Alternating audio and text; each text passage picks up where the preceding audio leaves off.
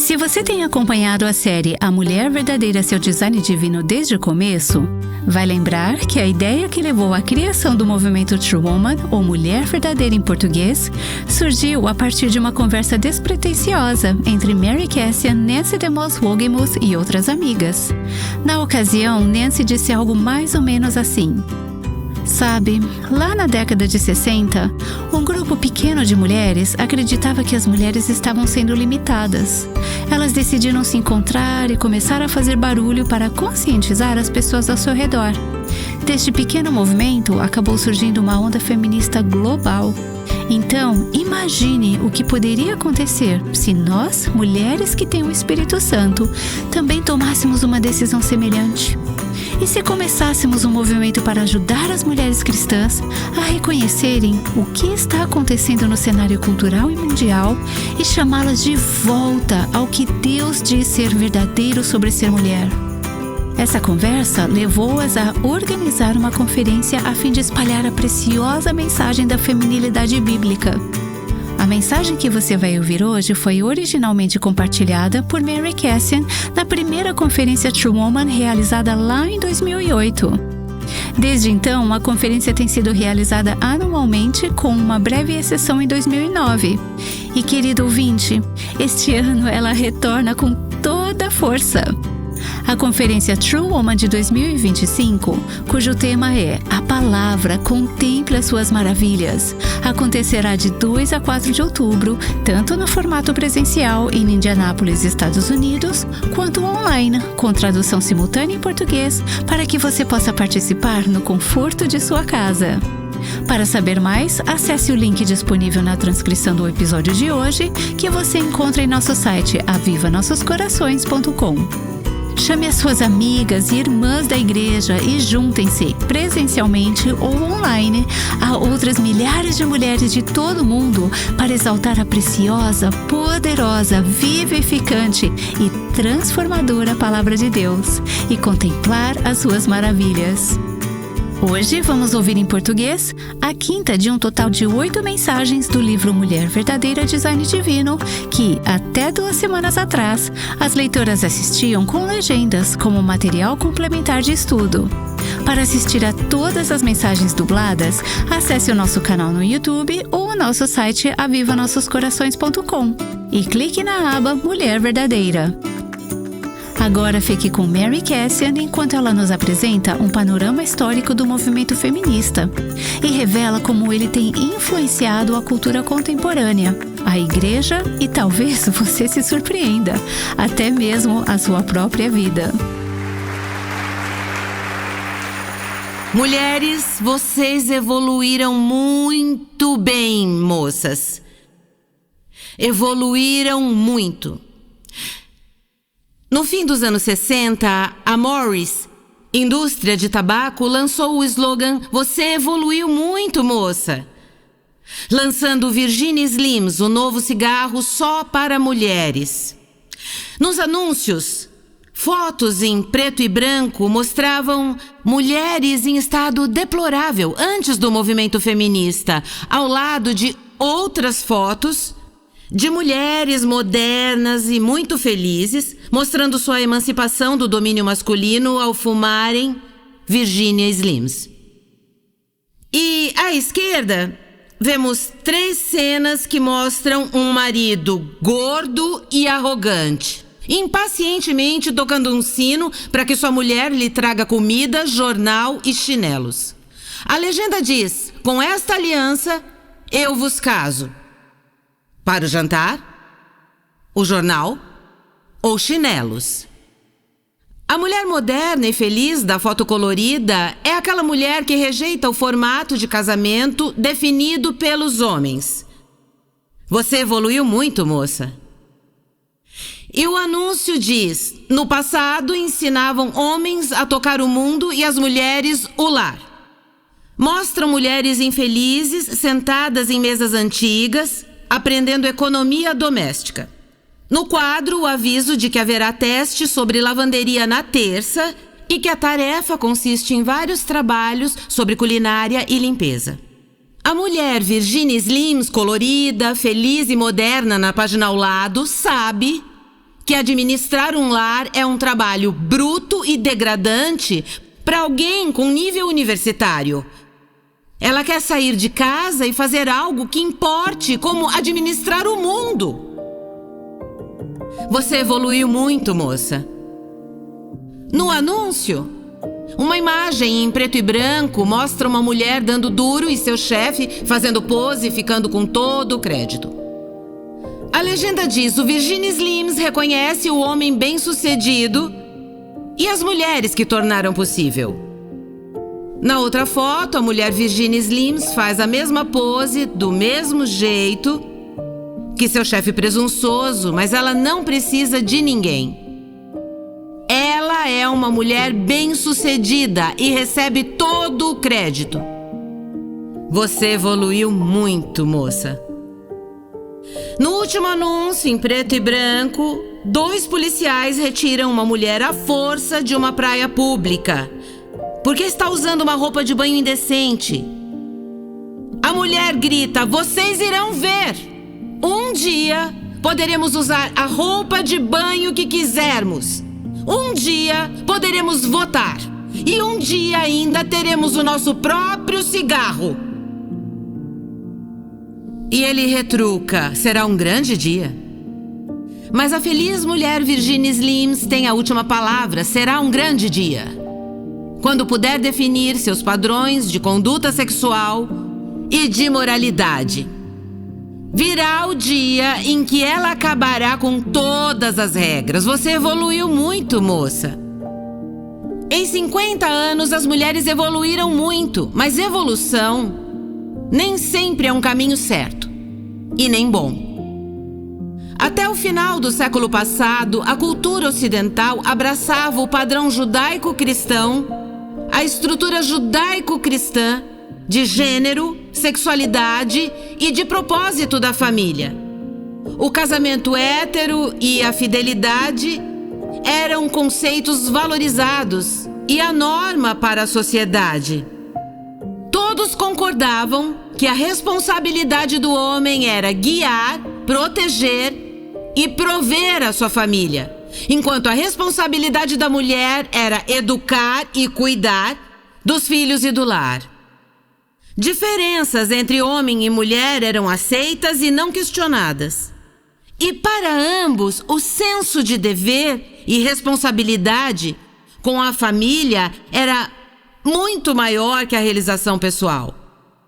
Apesar de não poderem identificar a fonte de seus valores, tinham uma compreensão do que significava ser um homem ou uma mulher e dos papéis de gênero nos relacionamentos.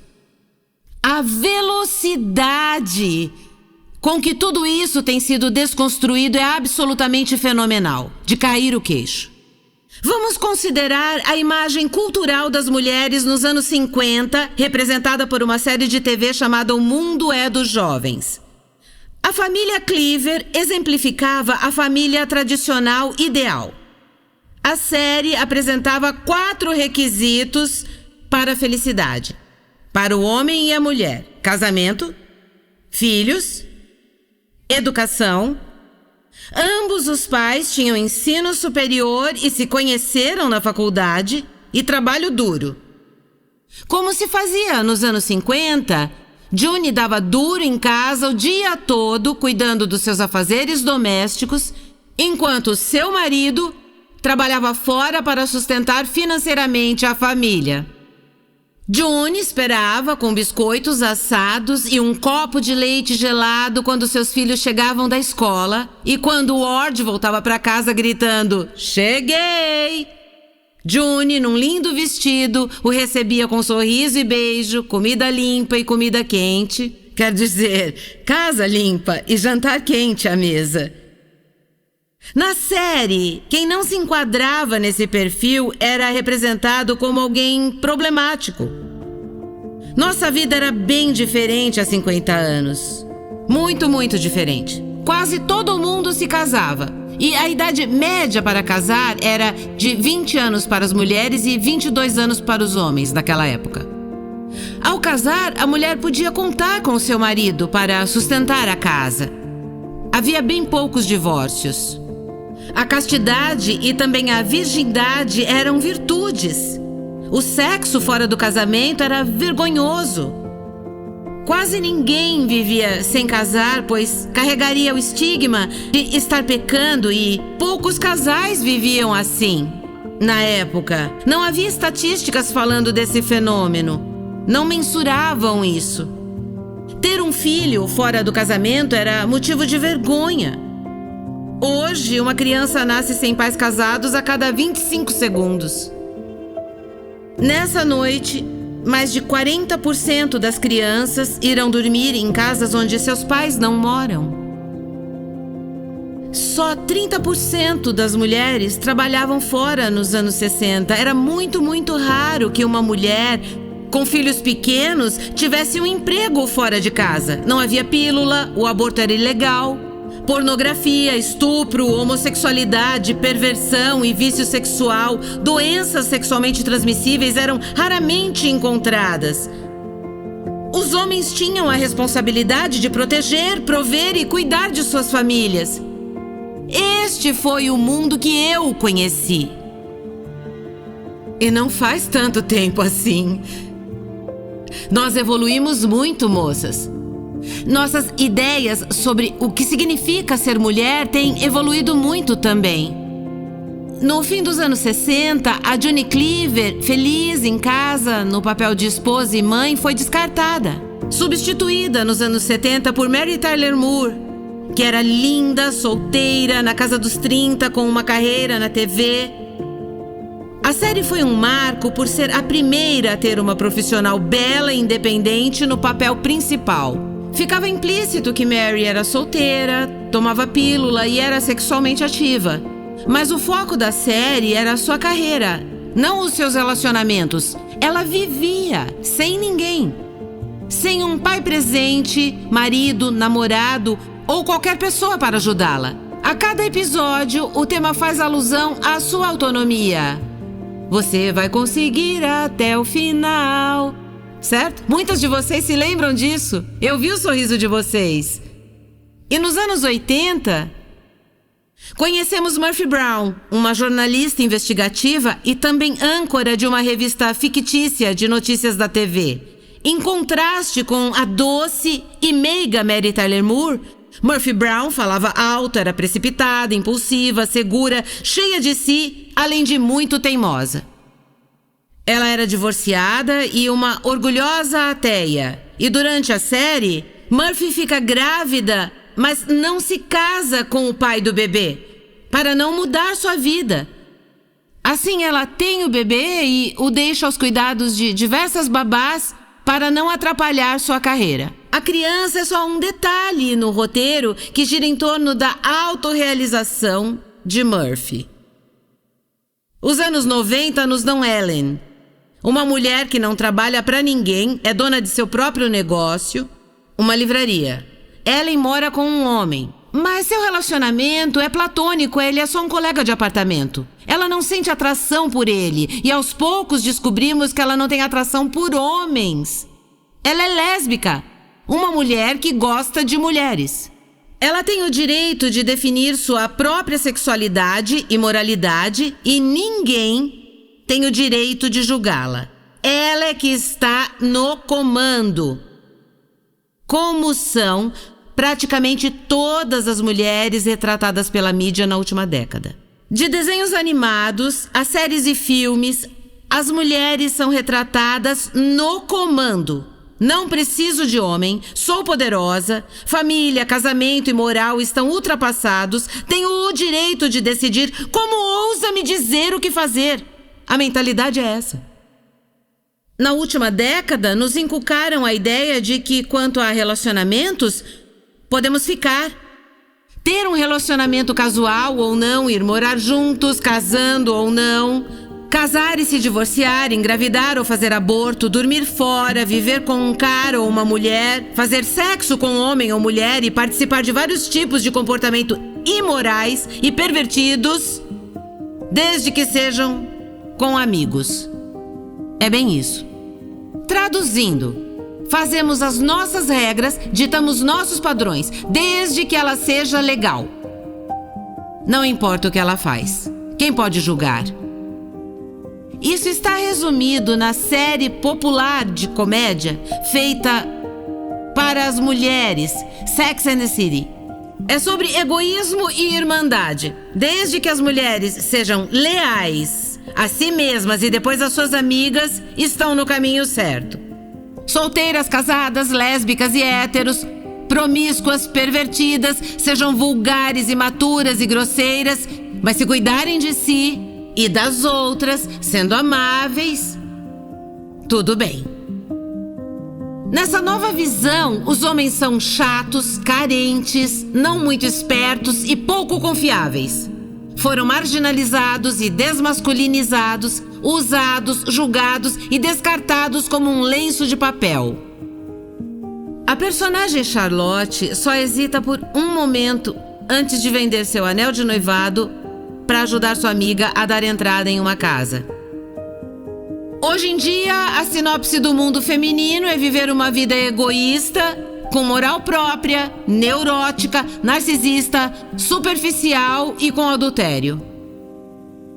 A personagem principal da série resume bem quando aconselha as mulheres que a relação mais estimulante e significativa de todas é a que você tem consigo mesma.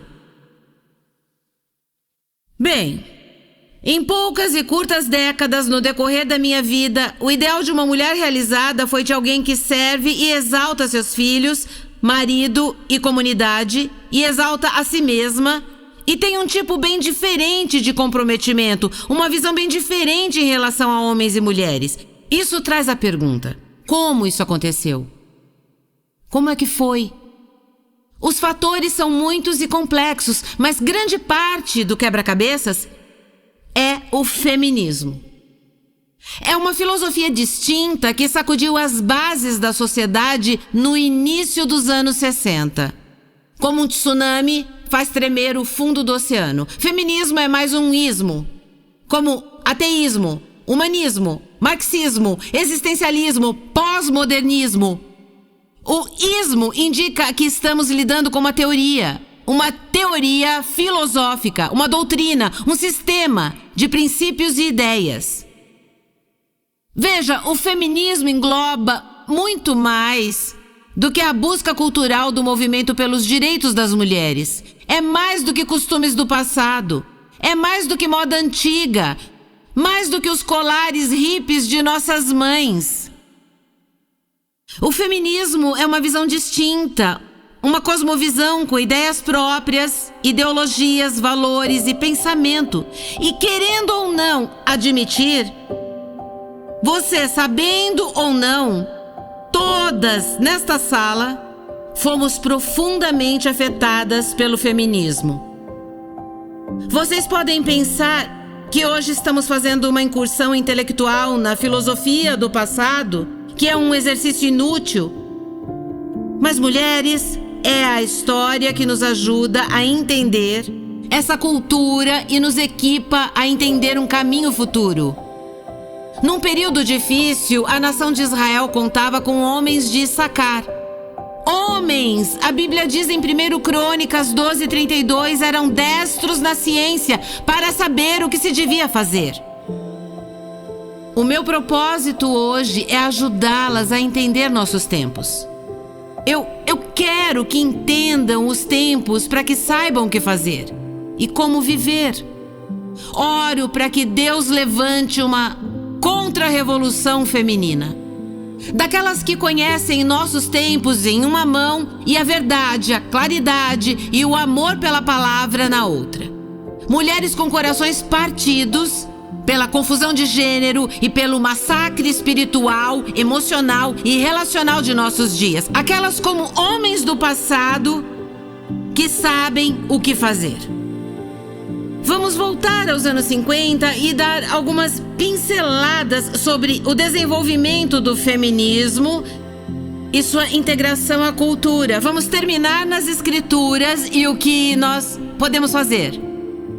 Primeiro, vamos ao contexto histórico daquela década de 50. Veja, o mundo estava testemunhando uma era de revoluções. A Revolução Americana, a Francesa, a Russa eram baseadas na ideia iluminista de que todos eram iguais e nenhum grupo tem o direito de dominar um outro grupo. Revolução vem do latim revolutio, que é uma virada. É uma mudança fundamental no poder que acontece num período curto de tempo. Nos anos 40 e 50 vimos revoluções na Índia, Coreia, China, Hungria, Iraque e Cuba. Nessas revoluções, a classe dominante por violência ou desobediência civil era tirada do poder pela classe dominada e oprimida. O fervor revolucionário estava no ar, a luta por direitos também, e isso se espalhou para as sociais. Os trabalhadores criaram sindicatos. Os estudantes reivindicavam seus direitos contra as estruturas opressivas de ensino. A atenção foi para a desigualdade entre brancos e negros. Em 55, Rosa Parks não deu seu lugar no ônibus e os direitos civis nasceram. Na década de 50, houve uma filósofa francesa chamada Simone de Beauvoir. Ela propôs uma revolução que mudasse o conceito de gênero. Segundo ela, no relacionamento entre homens e mulheres, elas eram a segunda classe e eles a dominante. Levavam vantagem, tinham poder, autoridade e a palavra final sobre tudo no mundo.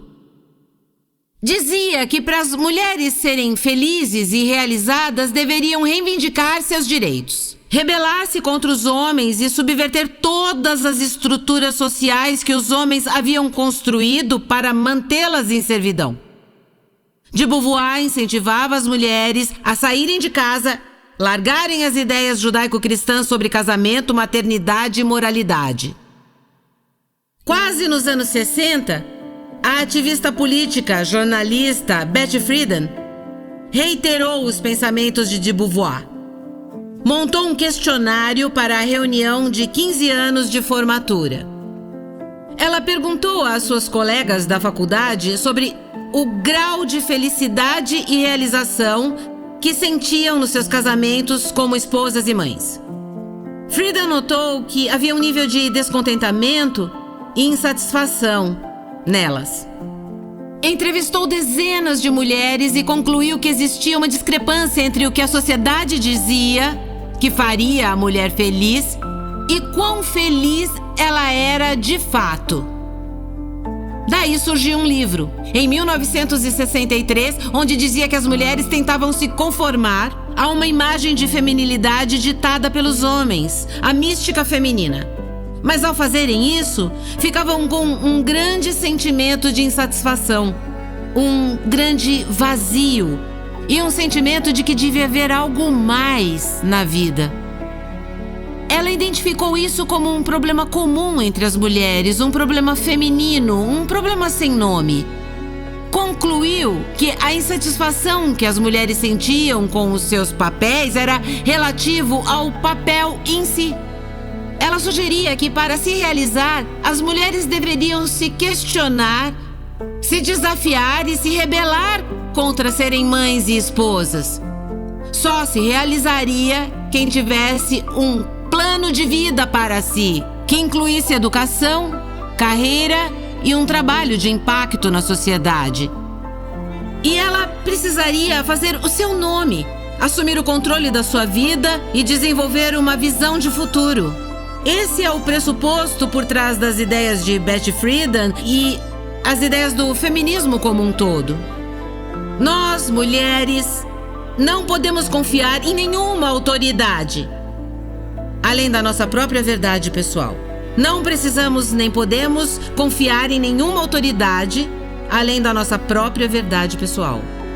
O autor Alvin Toffler disse que a mística feminina puxou o gatilho na história. E uma vez que essas mulheres aceitaram essa premissa básica de não confiar em mais ninguém além de sua própria verdade, colocariam seus pés num caminho que as levariam e a sociedade numa direção diametralmente oposta ao coração, propósitos e caminhos de Deus. Puxa, que aula que a Mary está nos dando, não é mesmo? O movimento feminista foi realmente uma revolução daquelas. Amada, esse é o tipo de mensagem que confronta paradigmas que muitas vezes estão ali, bem no fundo do nosso coração. Eu não ficaria surpresa se ela tivesse feito você até se contorcer na cadeira, viu? Ao ouvir Mary falar, você notou traços da influência feminista no seu próprio pensamento, atitudes e escolhas? Se a resposta for sim, como isso te fez sentir? E o que você pode fazer com relação a isso? Inspirada em 1 Crônicas 12:32, o grande objetivo da Mary com essa mensagem é nos ajudar a entender os tempos em que vivemos e saber como agir em conformidade com a palavra de Deus. Ao expor os ideais e princípios do feminismo, ela também escancara algumas crenças que muitas vezes estão profundamente arraigadas em nosso coração e que acabam nos impedindo de viver a vontade de Deus para a nossa vida. Se ao ouvir essa primeira parte de um movimento feminista na história e na igreja, você se sentiu confrontada e se viu torcendo o nariz, ou quem sabe, tenha tido sua curiosidade despertada, queremos te convidar a continuar nessa jornada. Os livros Mulher Verdadeira Design Divino e Mulher Verdadeira Design Interior, escritos por Nancy DeMoss Wogemuth e Mary Cassian, serão ótimos guias na sua caminhada pessoal rumo à verdade bíblica sobre a feminilidade. Para saber como adquiri-los, acesse o link na transcrição do episódio de hoje que você encontra em nosso site avivanossoscorações.com. Se você prefere começar com algo mais curto, também temos 2 sugestões: os livretos Uma Jornada de 30 Dias pelo Manifesto da Mulher Verdadeira e Retrato Bíblico da Feminilidade. Esses materiais vão te conduzir por um exame profundo e acessível das Escrituras, ajudando você a entender o que a Bíblia diz sobre nossa identidade e papel como mulheres de Deus. Querido ouvinte, aguardamos você amanhã para ouvir a última parte dessa mensagem tão esclarecedora. Prepare-se para continuar sendo confrontada e mantenha o coração aberto para dizer sim, Senhor, a qualquer transformação que o Espírito Santo tenha preparado para a sua vida. O Aviva Nossos Corações é o ministério em língua portuguesa do Revive Our Hearts com Nancy DeMoss Wogemuth, chamando as mulheres à liberdade, à plenitude e à abundância em Cristo.